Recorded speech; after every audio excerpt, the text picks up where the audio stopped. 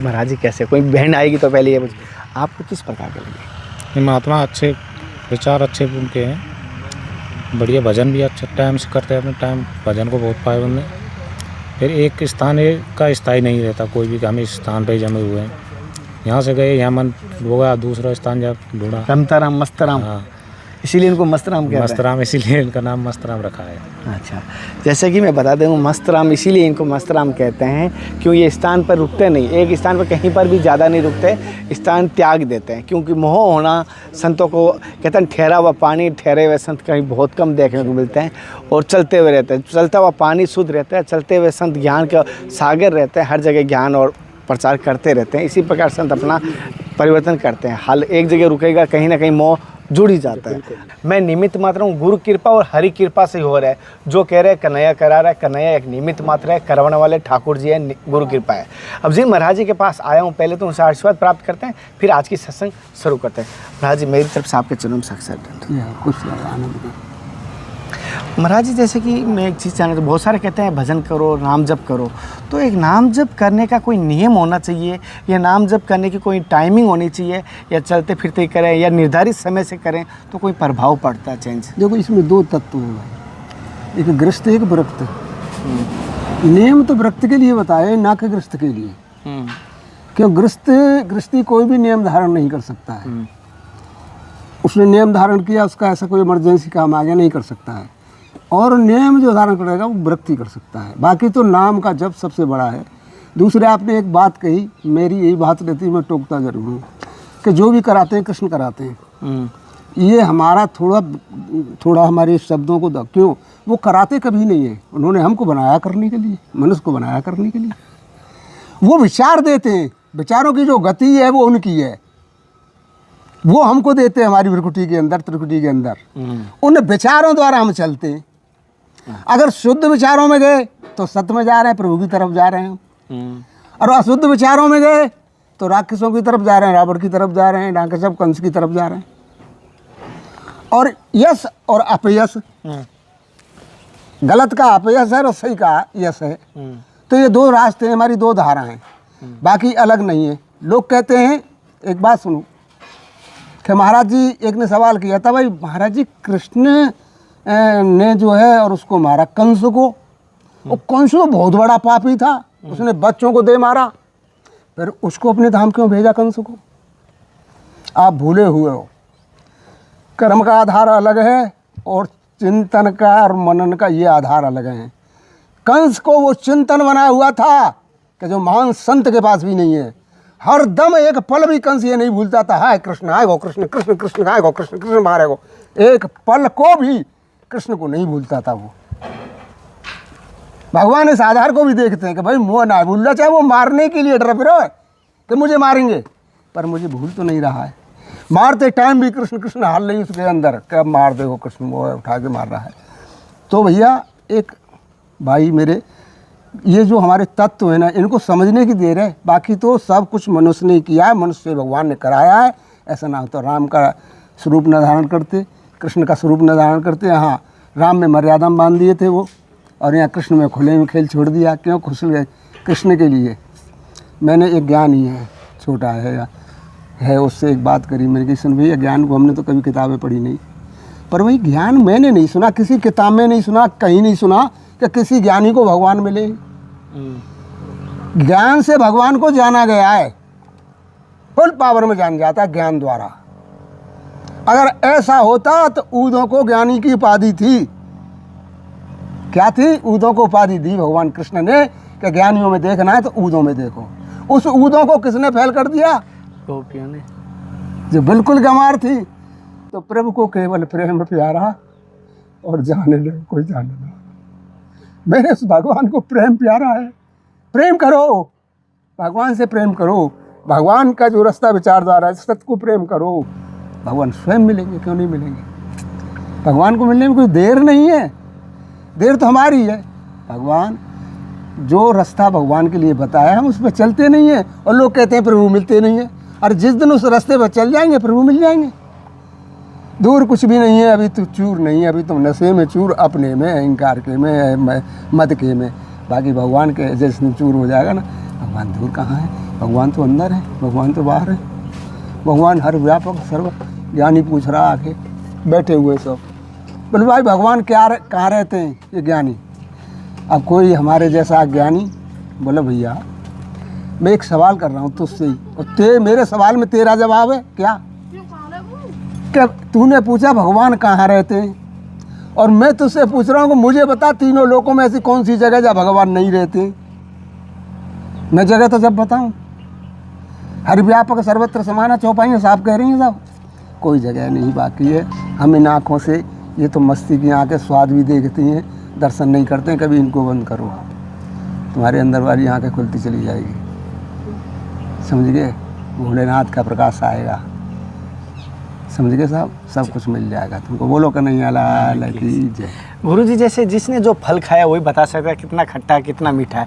घायल की गत घायल जाने, जय कोई घायल होता है। तो जैसे कि आप संत हैं और आपके जीवन का अनुभव कैसा रहा इस मार्ग पे, क्योंकि हम तो वो पा नहीं पाएंगे लेकिन आपके अनुभव के आधार पे हम जी पाएंगे। तो आपके जीवन का अनुभव कैसा रहा? मेरा अनुभव जीवन का ऐसा है भैया कि इसमें लिखा हुआ है तुम्हारे उसमें कि वाल्मीकि वे ब्रह्म समाना, और उल्टा नाम जपा, नाम से ही उल्टे से पर सीधा बन जाता है वो।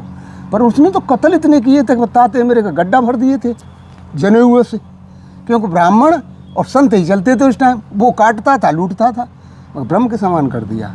तो ये जो मूर्ति आज बैठी है तुमसे बात कर रही है, इसने इतने भोग भोगे कि अगर मैं गिना ले लूँगा, अगर मेरी जाके पीछे बैकग्राउंड को देखोगे ना तो मैंने कितने ट्रक तो भांग खा डाली, कितने ट्रक अफीम और डोडे पी डाले, प्रॉक्सीवन कैप्सूल 20-20 खाता था, आर्मी की सर्विस छोड़ दी 5 साल करने के बाद, मंत्री का PRO रहा, समझ गए साहब। सारे खुद जब 5 स्टार तक पहुंच गया, देखा है भौतिक सुख, इससे आगे तो कोई रास्ता नहीं, इससे आगे। पर बचपन में एक शब्द बोल दिए थे कि गरीबी इतनी थी कि सामने बनिया के बच्चे रहते थे घी बूरा खा रहे हैं और हमें रोटी नहीं मिल रही थी खाते को।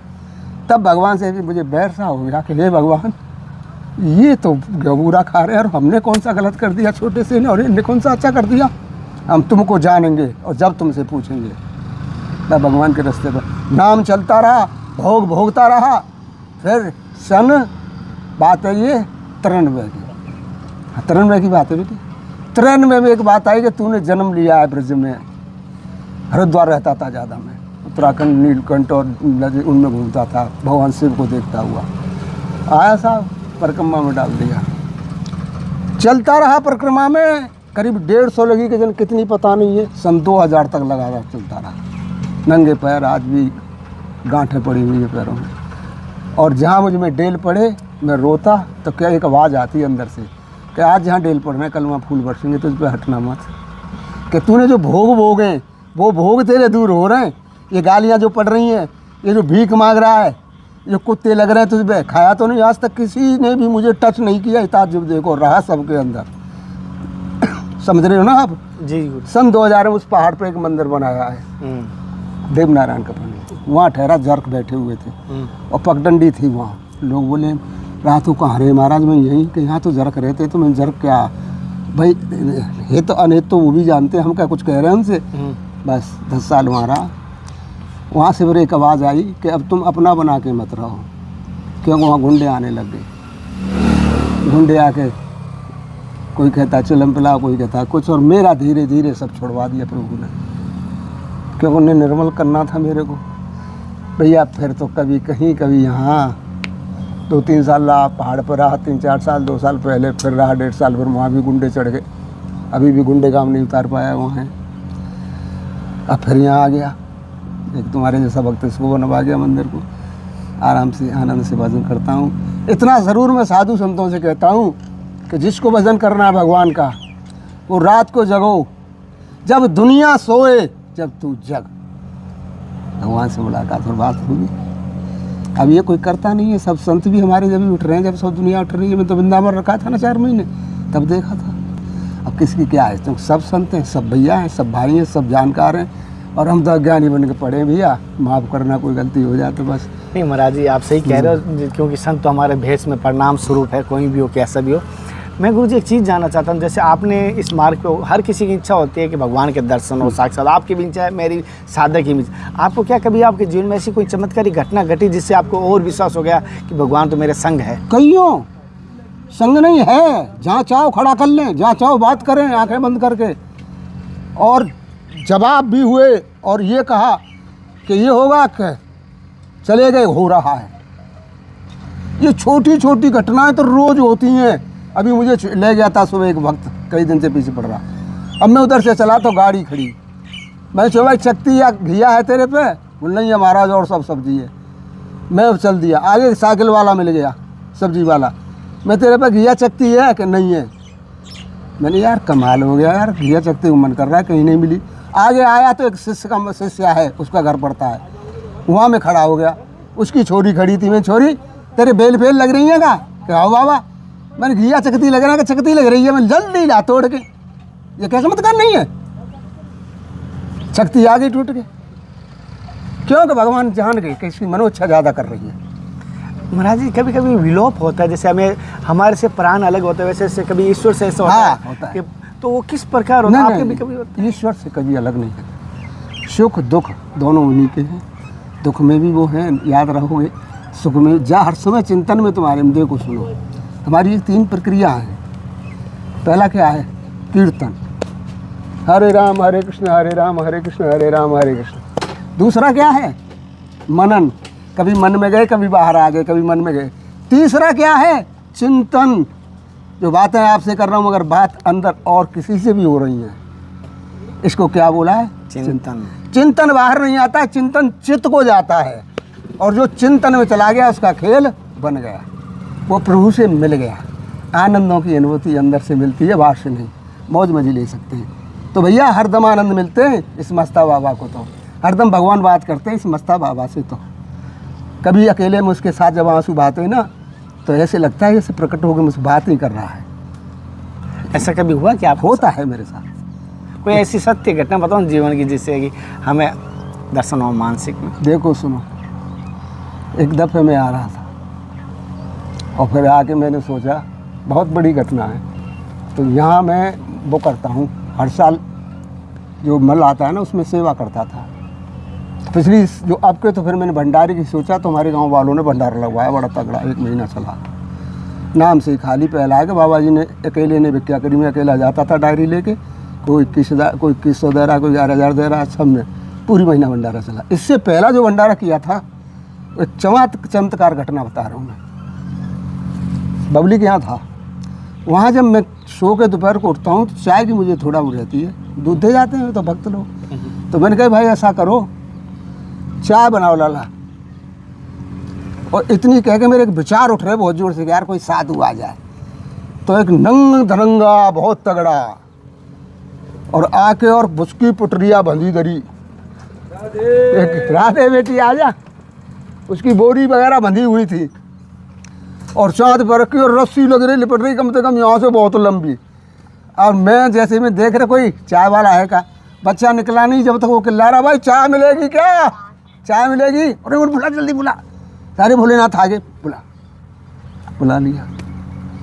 चाय पिलाई दूध की उनको, मट्टी पट्टी थी, उसने अपने ठोकम बांध ली और ठोकम बांध के मैंने कहा बाबा बैठो। उनसे बाबा बैठो कही है, और मैंने गिलास रख के लघु शंका गया हूँ, लौटा हूँ तो मुझे कहीं नहीं दिखे वो। मेरे जहन में उसी टाइम आ गया कि भोलेनाथ थे 100%, पर चलो कुछ तो किया। अच्छी तरह मैं बदला ना पाया, सेवा ना कर सका, पर कुछ तो किया, संतोष इसलिए मिला। तो ऐसी चमत्कार की घटनाएं होती रहती हैं। अब उसको खोला, मैं देख जाऊँ कुछ माल टाल, बोले बाबा कुछ माल होगा बड़ो रस्सी न मदरो। वो खोला हमने तो उसमें एक अचला फटा हुआ और एक धतूरी फटी हुई और कुछ नहीं। मैंने देखा भगवान बोलेगा अकेले ही।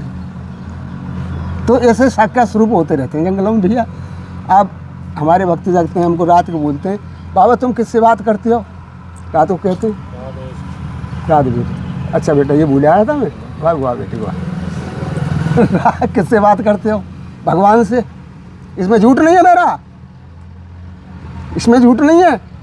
बोल तुम्हें दिखता है, मैं दी भैया इन आँखें से तो को ना दिखो, ये तो स्वाद ले रही है, भौतिक आँख है ये, उस आँख से दिखता है मुझे, हाजिर हो जाता है। तो कभी रोने लगती हैं आँखें, कभी बात करता हूँ उससे, ये मुझसे क्यों कहलवा दिया था, हैं, चिंतन में डाल देता है। यहाँ ऐसे केस होते रहते, ये भगवान नहीं है मिलना।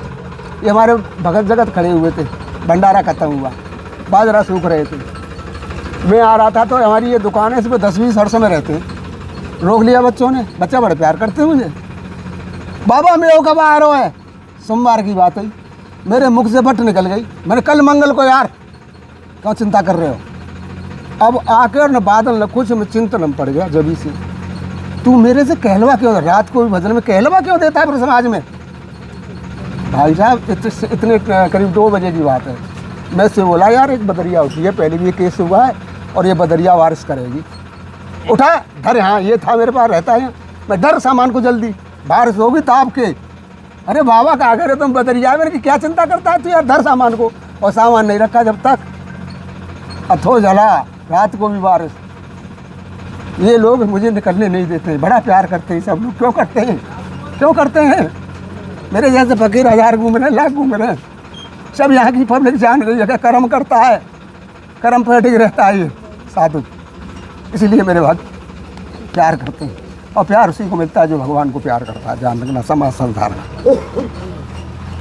गुरु जी आपको मस्तराम बाबा क्यों कहते हैं? बस इसीलिए कहते हैं कि बाबा मस्त है, जहाँ इसका कर्म बना वही मस्त हो गया, इसीलिए मुझे शुरू से मस्ता बाबा कहते हैं। अच्छा, हाँ, मैं मस्त हो जाता हूँ अपने भगवान के नाम में, अपने भगवान के प्यार में। और गुरु जी का दिया हुआ क्या नाम है महाराज? गुरु जी का दिया नाम श्यामपुरी, और परम पूज्य सदैव गुरु जी का नाम? उनका नाम हरिपुरी महाराज जी। गुरुद्वारा, गुरु स्थान मतलब? वैसे तो चनापुआ वाला वृंदावन। अच्छा, वैसे मैंने गुरुदक्षिणे यहाँ ली थी, नौनेरे के आगे है गढ़ी बरवारी, वो स्थान आपका ही है। अच्छा अच्छा। मुझसे कहा था उन्होंने, भाई तू अच्छा निकल जाएगा, और जब सारे सब सोए, जब तू जगना, जंगल में रहना, पर तू अब मेहनत बन जाएगा, मैं शरीर छोड़ रहा हूँ। मैंने सुनो, तुमने ही तो कहा था कि जो मेहनत चलते के चक्कर मत पड़ी हो। अरे हाँ, मैं भूल गया बेटा, इनके चक्कर में पड़ना। ये गांव मेरा पूरा कहता है कि ऊपर की जिम्मेदारी संभालो। जो भैया जिम्मेदारी संभालते तो ब्याह कर ले, तो नौकरी कर, तो बाल का पैदा में ऊँचाई तरह कर, तो रात को मस्ती ले, तो क्यों भैया? सोचने वाली बात है। मैंने बचपन में जो चाहता कि मुझे भगवान से मिलना है, वो मस्ता मिल चुका है। कोई मानो चाहे मत मानो, इसकी न चिंता कभी की है और न करूँगा, क्योंकि मुझे जो चाहना था। और भक्तों का भी ऐसा होता है जो लगे रहे वो पावरफुल में आज। और नहीं, कुछ भक्त ऐसे भी आते हैं कि जल्दी काम बन जाए तो ठीक है, ना बनने को तो चले हट जाए कच्ची, वो ऐसे ही वो भटकते रहेंगे। और जो चुपट गए, लग गए, और फिर पीछे भी कोई, ये प्रकृति का नियम है, बन जाता है काम ना, तो जल्दी फिर कहते हैं छोड़ो यार। उनकी गलती नहीं है, मुझसे पूछा, भैया से पूछा, अब मेरा आशीर्वाद लग गया, और भैया से पूछा, फिर उसका काम हो गया, तो वो मुझे भूल गया, वो तो भैया पकड़े वो। ये अनुभव की बात है सब। जैसे महाराज जी आपके पास आते हैं तो आप किस माध्यम से ये समस्या हल करते हैं? भक्त भी आते हैं आपके पास, गांववासी भी आते हैं, हाँ, तो आपके पास अपनी समस्या लेके तो आएंगे कहीं ना कहीं। कुछ भी आते रहते हैं, रोज आते हैं, मन से, रोग से रोज आते हैं, और रोज शिष्य भी इसलिए बनते हैं। सिर्फ भगवान से ये प्रार्थना करता हूँ, भगवान ये जो मांग रहा है और लायक है तो इसको दो, फिर कुछ न दो, शांति जरूर दो इसके घर में। कुछ इसको ऐसा लगा कि मैं मस्ता बाबा के पास गया तो कुछ तो मिला, इसके अंदर ये बात आए, क्योंकि जब सामने देखेगा तो आए। अच्छा, और मेरे पास कुछ नहीं भैया, फकीर नंगा पड़ा रहता हूँ, कल की कोई मुझ पे है ही नहीं, रोज़ लाना रोज़ खाना वाला सौदा है, सो अपने आप आता है आपकी कृपा से। और भोजन प्रसाद स्वयं बनाते हैं या आ जाता है? ज़्यादातर मैं स्वयं ही बनाता हूँ। अच्छा, आने वाले भी होते हैं, पर मैंने स्वयं ज़्यादातर बनाता हूँ। अच्छा, बस खाता रहता हूँ, आता रहता है। जैसे गाँववासी आपके पास बहुत सारे भगत आते हैं, और ये तो आप उन्हें क्या मार्ग बताते हैं, क्या कहते हैं? यही कहते हैं, बेटे गृहस्थ है तुम, झूठ के बगैर तो चलेगा नहीं, पर जितना कम झूठ बोल सको ये। और सबसे पहला मैं ये बताता हूँ, किसी की आत्मा मत दुखाओ, क्योंकि आत्मा का स्वरूप ही तुम्हारा परमात्मा है। किसी की आत्मा मत दुखाओ बेटे। गलती हुई तो मुझे माफ़ कर देना। मुझे माफ़ करना भाई बेटे, हो तुम आए इतनी दूर से, इंटरव्यू लिया, सब बात है, और भैया ये तो चलता रहता है सब, नहीं, आगे आगे जीव बढ़ता है जब सब चलता रहता है, क्यों पर नहीं है आगे जन क्या चलेगा। साथ ही जैसे महाराज जी अपने जीवन का अनुभव बताया, किस प्रकार इन्होंने आर्मी का छोड़ा, जैसे कि मंत्रियों को मतलब PRO थे, सब छोड़ा। तो महाराज जी जैसे इतना त्याग और पैराग पे पाने के बाद अब आपको वो धन मिला, जिस जो जहाँ पक्का मिल गया वो धन खुश हो गया, जो बचपन में आज से 70 से 65 साल पहले सोचा था चौक 76 का हो गया मैं, 9-10 साल की उम्र में। अब उसका जवाब मिल गया। वो मिल गया, जवाब ही नहीं मिला, मिल गया। और दिल खिल गया, खूब खुश हूँ इस टाइम उससे। क्यों कि जिस दिन मैंने एक नियम भी रखा हुआ है, 5 मिनट का रात का रखा था, 10 मिनट का, 5 मिनट का रखा था दिन का। मैंने एक दिन खड़े होकर कह दिया था, हे भगवान, मैं हाथ जोड़ के प्रार्थना करता हूँ कि मेरे नियम को मत तोड़वाना, मेरे शरीर को छुड़वा देना। उन्होंने मेरी सुनी, बड़ी परिस्थितियाँ आई, बहुत बड़ी स्थितियाँ वैसी बनी, पर नहीं, और बढ़ता गया। वो 4 घंटे की बैठक रात की हो गई है और 2 की दिन की हो गई है। नियम अब अगर चाहूँ छोड़ना तो छोड़ नहीं सकता। सारी दुनिया पहले पीछे, वो कर्म मेरा पहले, सबसे कह देता हूँ। लाला बाल्टी मेरी भर के रखी नहीं रखी, रख दी बाबा, है तो खुद इंतजाम कर लेता हूँ, नहीं तो बच्चे ही करते हैं जहाँ जाता हूँ कहीं। अच्छा भैया मेरी वो चीज़ रखी। शाम को जब संतोष आ जाता है, संतोष हो जाता है कि हाँ सब चीज़ तेरी सेट है, निर्द्वंद होके 3 घंटे 4 घंटे 8 साढ़े 8 बजे सो जाता हूँ, 12 तक बस। साथियों, जैसे कि महाराज जी से हमने सत्संग लिए, अपने जीवन का अनुभव बताया। मैंने कोशिश कर रहा हूँ, नियमित आपको सत्संग दे रहा हूँ, लेकिन कोशिश करें जितना भी हो संतों के दर्शन और सत्संग जरूर करें, क्योंकि पहली भक्ति नवोदय भक्ति में यही कहा है, संतन संग और दर्शन और कथा प्रसंग, इससे शुरू होगी आध्यात्मिक की तरफ। 1 सेकंड बोलूँगा। हाँ। इसमें एक बस शुरू में बोला गया है कि प्रथम भक्त संतन कर संगा और दूज भक्त मम कथा प्रसंग। भाई तू संत का संग करेगा तो ये कथा प्रसंग तो चलेंगे, तो फ्री मिल रही है तुझे, दूसरा नंबर ही कहाँ है, तो फ्री मिल रही है।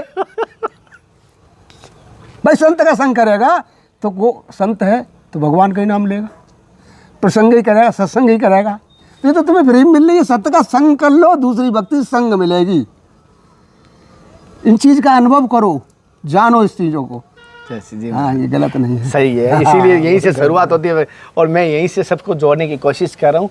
अगर जो भाई अगर संतों के दर्शन करने हर जगह जा सकता है, पूरा भारत संतों की भूमि है, अन्यथा आप घर बैठे भी संतों के दर्शन करवाने की कोशिश कर रही है धर्म की यात्रा। आज की सत्संग आपको कैसी लगी मुझे ज़रूर बताना। ऐसे आपको लगातार संतों के दर्शन होंगे। अगले दर्शन के साथ फिर मिलते हैं, तब तक जय हिंद, वंदे मातरम, जय श्री कृष्णा, जय श्री राधे। हे नाथ, हे मेरे नाथ, मैं आपको भूलूं नहीं। जय गुरुदेव, जय संत भगवान। ये हमारा